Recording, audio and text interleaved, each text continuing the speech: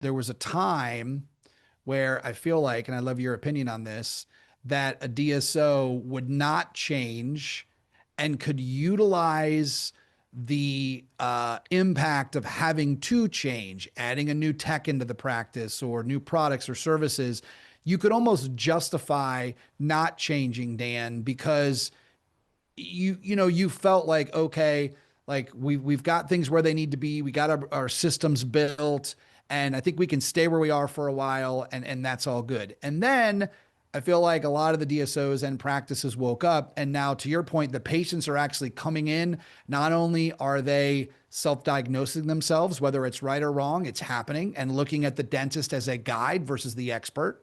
The second thing is, as you know, is they're coming into the dental practice and they're asking about technologies, asking the dental practice, are you utilizing the same technology that I utilize as a patient when I'm a consumer working with other businesses?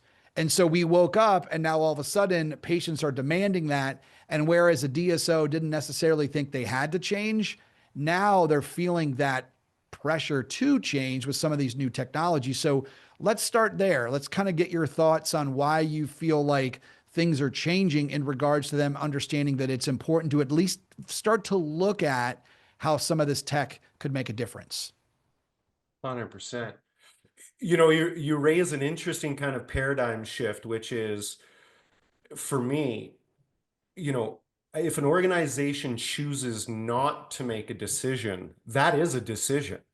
And so right there and then, we already have our first gap in terms of making the right decisions to grow and develop your organization.